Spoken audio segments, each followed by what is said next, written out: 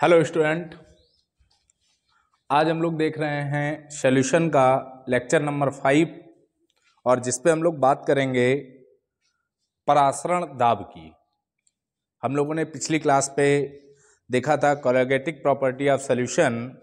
उस पे हम लोगों ने बहुत सारी बातें करी थी, डिफ्यूजन की बात करी थी, ऑस्मोसिस की बात करी थी, विसरण परासरण क्या था उसकी बात करी थी। आज हम लोग बात करेंगे परासरण दाब की। तो बेटा परासरण दाब क्या होता है? किसी भी विलयन पर कम से कम वह बाहरी दाब, जो भी विलयन पर बाहरी दाब लगाया जाएगा उसे हम लोग परासरण दाब की कैटेगरी में रखते हैं। एक्चुअली में इसको एक डायग्राम के माध्यम से समझते हैं। जैसे मान लीजिए हमारे पास एक यहां पे कोई पात्र है, चलो ये कलर चूज कर लेते हैं। हाँ, ये हमारे पास कोई एक पात्र है और इस पात्र में हम लोगों ने यहां पे एक अर्धपारगम झिल्ली लगा दी। क्या लगा दी बेटा? अर्धपारगम झिल्ली। ठीक है। अच्छा, अर्धपारगम झिल्ली क्या होती है? ये बात तो हम लोगों ने पढ़ी थी पीछे कि अर्धपारगम झिल्लियां ऐसी झिल्लियां होती हैं जो केवल विलायक के अणुओं को अपने में से गुजरने देती हैं, विलेय के अणुओं को अपने में से गुजरने नहीं देती हैं। उन्हें हम लोग क्या कह रहे थे? अर्धपारगम झिल्ली कह रहे थे। तो एक पात्र में हम लोगों ने यहां पे एक अर्धपारगम झिल्ली लगा ली और इस पूरे पात्र में एक तरफ हम लोग यहां से मान लीजिए हम लोगों ने एक शुद्ध विलायक या शुद्ध जल कह सकते हैं इसको, ठीक है, शुद्ध जल को हम लोगों ने यहां पे भर लिया और एक तरफ हम लोगों ने यहां पे विलयन को रखा। ठीक है, क्या रखा बेटा? विलयन। चलिए, अब इस विलयन पर दो चीजें होती हैं, क्योंकि विलयन पर जाहिर सी बात है कि विलयन जो होगा उसमें विलेय और विलायक दोनों चीजें उपस्थित होंगी। विलेय प्लस विलायक दोनों चीजें यहां पे उपस्थित होंगी और यहां हमारे पास शुद्ध जल है या शुद्ध विलायक कह सकते हैं। ठीक है, शुद्ध जल मतलब H2। अब कंडीशन क्या हुई कि अर्धपारगम जो झिल्ली है वो अर्धपारगम झिल्ली विलायक के कण को तो आर पार जाने देगी। बात समझिए, विलायक के कण को तो आर पार जाने देगी, लेकिन विलयन के कण में मतलब जो विलेय के कण उपस्थित हैं उनको इधर आने नहीं दे सकती है। बात ये समझिए। तो जब विलायक के कण को जाने देगी और विलयन के कण इधर नहीं आ पाएंगे, ठीक है, तो इस तरीके के प्रोसेस में हम विलयन पर जो भी प्रेशर लगाएंगे, मान लीजिए यहां पे कोई एक पिस्टन लगा दिया हमने और इस पिस्टन की सहायता से जितना प्रेशर हम इस विलयन पर देंगे, जितना भी प्रेशर इस विलयन पर देंगे ताकि जो भी वाष्प दाब है वो बराबर हो जाए। ठीक है, विलयन पर जितना प्रेशर देंगे वही उसका क्या होगा? परासरण दाब होगा। बहुत सिंपल सी परिभाषा में कहा गया कि अर्धपारगम झिल्ली द्वारा विलायक से पृथक किए गए विलयन में विलायक के प्रवेश को, मतलब इसके प्रवेश को रोकने के लिए जो पिस्टन द्वारा दाब लगाया जाएगा उस दाब को हम क्या बोलेंगे? परासरण दाब बोलेंगे। ठीक है, तो किसके? विलायक के प्रवेश को रोकने के लिए विलयन पर लगाया गया जो बाहरी दाब होगा उसे क्या कह देंगे? परासरण दाब कह देंगे। बहुत सिंपल सी परिभाषा है। या इसी को दूसरे वे पे ऐसे बोल सकते हैं, वह कम से कम बाहरी दाब, कौन सा? जो पिस्टन द्वारा लगाया जा रहा था, वह कम से कम बाहरी दाब जो विलयन पर लगाने से उसका वाष्प दाब विलायक के वाष्प दाब के बराबर हो जाए। ठीक है, इसको हम लोग क्या बोल देंगे बेटा? परासरण दाब बोल देंगे। और परासरण दाब को हम लोग किससे आइडेंटिफाई करते हैं? पाई से प्रदर्शित करते हैं। याद रखिएगा, किससे प्रदर्शित करते हैं बेटा? पाई से प्रदर्शित करते हैं। परासरण दाब को पाई से प्रदर्शित किया जाता है। चलिए, तो इसका स्क्रीनशॉट जल्दी से ले लीजिए, फिर आगे देखते हैं।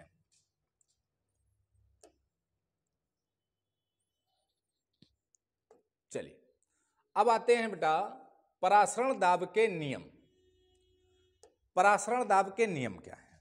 यहां से हम लोग एक डेरिवेशन प्रूव करने वाले हैं, जो डेरिवेशन होगा pi is equal to C S T. ठीक है, इससे बहुत सारे न्यूमेरिकल लगने वाले हैं हमारे। ठीक है, क्या बहुत सारे न्यूमेरिकल लगेंगे। पाई बराबर सी एस टी। तो परासरण दाब को प्रूव करने के लिए या इसके फॉर्मूले को डेरिवेटेड करने के लिए हमारे पास दो लॉ हैं। पहले लॉ का नाम है बायल-वॉन्ट हाफ नियम। क्या बेटा, बायल-वॉन्ट हाफ नियम। अब देखिए बायल-वॉन्ट हाफ नियम क्या कहता है। बायल-वॉन्ट हाफ नियम कहता है, नियम दिया गया। अब बायल-वॉन्ट हाफ नियम क्या है, इसको देखते हैं।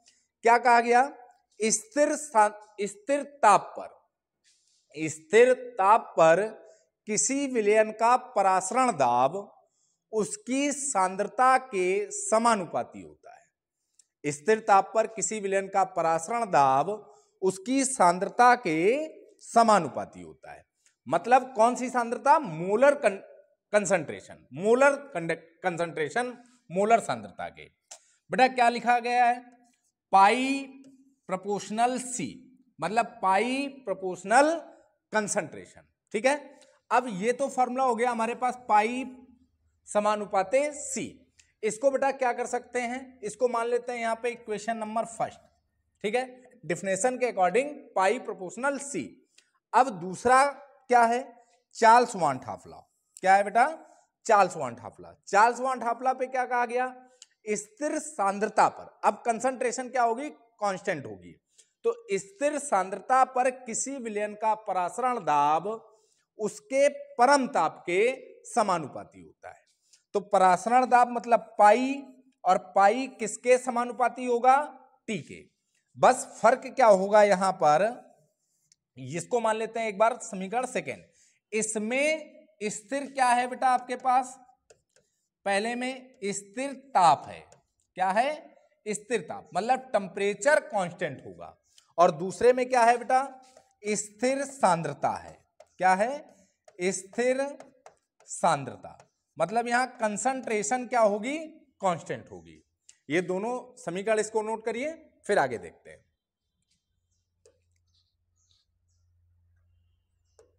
अब हमारे पास बेटा गौर करिए, पहले में हमारे पास निकला था पाई प्रोपोर्शनल सी, इसको माना था हमने समीकरण एक। दूसरे में क्या निकला था, पाई प्रोपोर्शनल टी, इसको माना था समीकरण दो। अब बेटा हम क्या करें, लिखेंगे समीकरण एक व दो से। अब समीकरण एक व दो से क्या लिख सकते हैं, लिख सकते हैं पाई प्रोपोर्शनल सी टी। हमारे पास क्या आ जाएगा, पाई प्रोपोर्शनल सी टी। अब बेटा प्रोपोर्शनल हटेगा, अनुक्रमानुपाती का चिन्ह हटेगा, तो कोई कांस्टेंट लगेगा और बराबर, तो क्या आ जाएगा, pi is equal to C S T. अब यहां पे जो बेटा एस है वो हमारे पास क्या है, विलयन स्थिरांक है।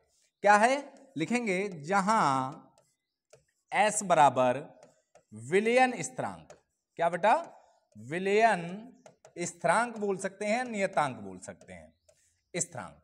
बेटा इसकी जो वैल्यू होती है वो याद रखिएगा, इसकी वैल्यू होती है 0.0821 litre ATM kelvin inverse mole inverse.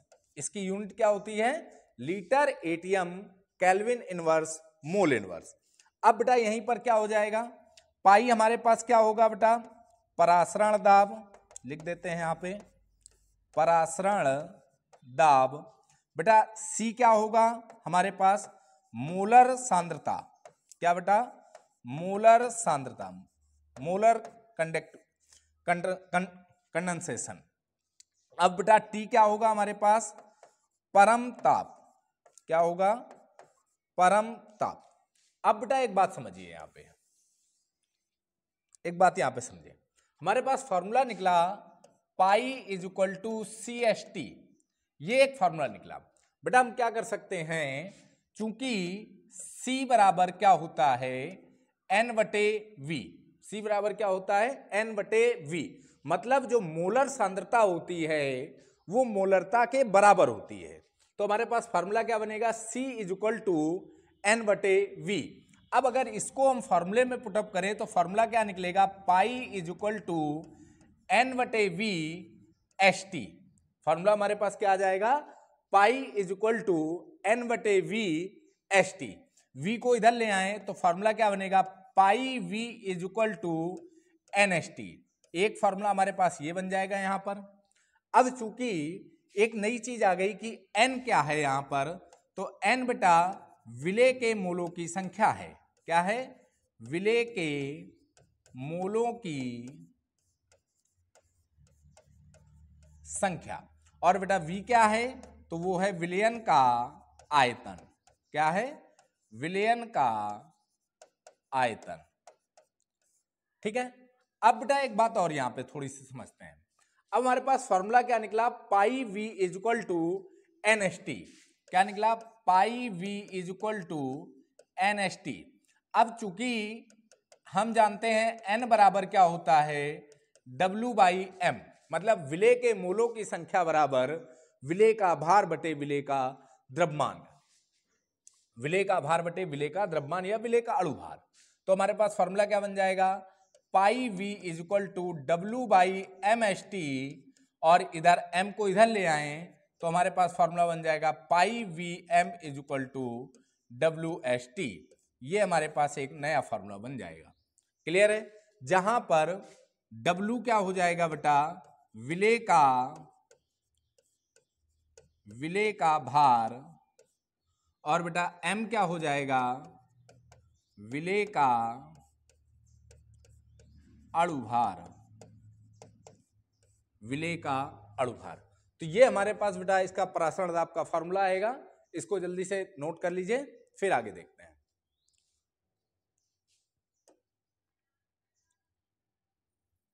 चलिए, अब इसी से रिलेटेड एक क्वेश्चन बेटा। चलिए, क्वेश्चन आ गया। क्या लिखा हुआ है क्वेश्चन, एक बार पढ़ लेते हैं।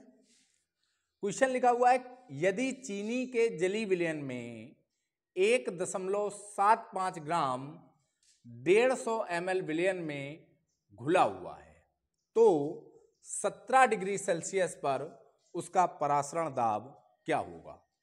देखिए, उसी से रिलेटेड क्वेश्चन है, बड़ा इंपॉर्टेंट क्वेश्चन है। देखते हैं, यदि चीनी के जली विलयन में 1.75 ग्राम, कितना बेटा, 1.75 ग्राम 150 ml विलयन में घुला हुआ है, तो बेटा यहां पे देखिए क्या दिया गया है, विलेय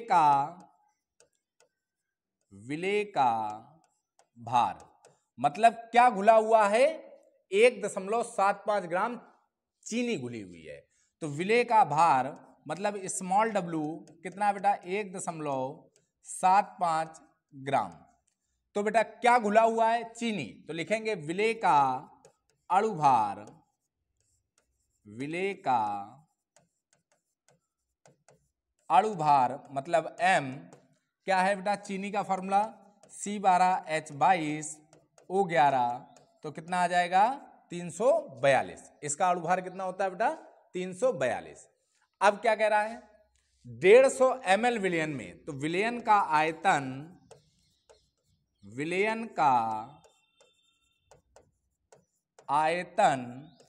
मतलब V कितना दिया गया है बेटा, 150 ml। अब इस ml को हम लोग लीटर में कन्वर्ट कर लेते हैं, तो क्या आ जाएगा 150 बटा 1000 मतलब 0.15 लीटर। उसके बाद क्या कह रहा है, विलयन में विलेय हो तो 17 डिग्री सेल्सियस पर उसका परासरण दाब क्या होगा। मतलब जो परम ताप दिया गया है, जो ताप दिया गया है T, ये दिया गया है बेटा 17 डिग्री सेल्सियस। इसको हम केल्विन में कन्वर्ट कर लें तो 273 ऐड कर देते हैं, तो कितना आ जाएगा बेटा 290 केल्विन। अब हमारे पास तो कुछ दिया नहीं है, तो सीधे सीधे हम लोग लगा देते हैं, परासरण दाब पूछा जा रहा है, तो क्या लिखेंगे, परासरण दाब पाई बराबर क्वेश्चन मार्क। तो हमारे पास बेटा फॉर्मूला क्या आ जाएगा, यहां से फॉर्मूला क्या आएगा, फॉर्मूला होता है पाई बराबर CST। आपने पढ़ रखा है, फॉर्मूला क्या पढ़ा है, पाई बराबर CST। अब चूंकि C की वैल्यू तो दी नहीं है, तो हमें पता है कि C बराबर क्या होता है, N/V। तो अब हम इसको लगा देते हैं, तो क्या आ जाएगा, पाई बराबर n बटे वी एस टी। अब चूंकि डायरेक्टली n की v कोई यूनिट वैल्यू नहीं दी गई है, तो n की v मान रख लेते हैं। तो n बराबर होता है w बाई एम। तो हमारे पास फॉर्मूला क्या बनेगा बेटा, पाई बराबर w by M into V, और ये क्या आ जाएगा, एस टी। तो हमारे पास क्या आ जाएगा, पाई बराबर w S T by M V. अब यहां पे मान रखना चालू करते हैं, तो देखते हैं बेटा क्या आ जाएगा। पाई बराबर w का मान हमारे पास कितना दिया गया है, 1.75 गुणे बेटा s का मान कितना होता है, सभी को याद होगा, गुणे t का मान कितना दिया गया है बेटा 290, और बटे बेटा m की वैल्यू कितनी दी गई है 342, और इनटू v का मान कितना दिया गया है 0.15। अब इसको बेटा कैलकुलेट कर लीजिए। तो कैलकुलेशन जैसे ही करेंगे तो क्या आ जाएगा हमारे पास, 2 अंक बाद दशमलव ये है और 2 अंक बाद दशमलव ये है, तो ये कैंसिल हो गया। अब हमारे पास क्या बचा बेटा, देखिए यहां पे लिखेंगे 175 गुणे 0.0821 गुणे 290 बटे 342 और गुणे 15। अब हाँ, पाई इज इक्वल टू 175 गुणे 0.0821 गुणे 290, इसका जो कैलकुलेशन आएगा वो आ जाएगा बेटा 4166.575 और बटे 342 गुणे 15, इसका कैलकुलेशन करिए तो आ जाएगा बेटा 5130। अब क्या होगा, पाई इज इक्वल टू 5130 का भाग दे दीजिए तो आ जाएगा 0.81, और पाई मतलब परासरण दाब, तो परासरण दाब की यूनिट क्या हो जाएगी बेटा एटीएम। तो आपके पास परासरण दाब का मान आ जाएगा 0.81। क्या मान आ जाएगा 0.81।